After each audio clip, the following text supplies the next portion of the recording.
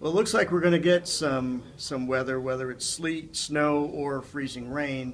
It looks like actually the Weather Service said it may be moved up a little bit earlier this morning than later on this evening. At the end of the day, we're still going to have the weather they predicted or forecasted yesterday, so we're making all the preparations with our public safety folks to be on the street to keep our citizens safe and do all the necessary responses if in fact we do get icing and snow on the streets. What is your biggest fear at this point? Well, I just hope people are, maintain their speed and safety on the highways if they're out there, and our people that are in our houses to make sure that they're being safe, doing all the right things with our heating in their homes. You also mentioned everyone to kind of give their plan, a brief plan. Do you feel like everyone is prepared for this weather, to kind of be ahead of it?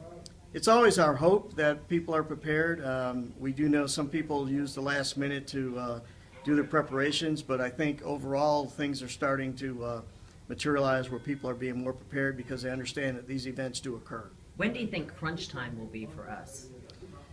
Well, actually, for the planning phase, we're already in the crunch time. Later on this evening and early into the morning hours when it's the freezing streets and possibly black ice, when our first responders have to go out is the real critical times. But hopefully people are taking heed to that and we won't have those events. Any advice for homeowners? Make sure you're paying attention if you're using your fireplaces. Don't do anything like having grills inside.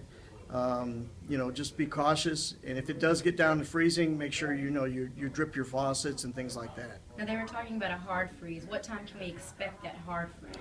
We're actually going to go through a couple of phases. Later on this evening, late this evening, it's going to be a hard freeze, and then it'll dry up a little tomorrow as it warms up, and then again on Thursday, it's going to be even more hard freeze than it was on Wednesday. So it's the early morning hours that we got to be real cautious of. What other tips can you tell them? All the way across Georgia, from the east to the west, from Atlanta down to past central Georgia, we're going to have these events. So hopefully you're now off the roads or you're planning the end of your day pretty soon. We did close our schools and government offices will be closed in most places by later on this afternoon. So hopefully that'll close in your day and people can take heed and be safe for the next day and a half.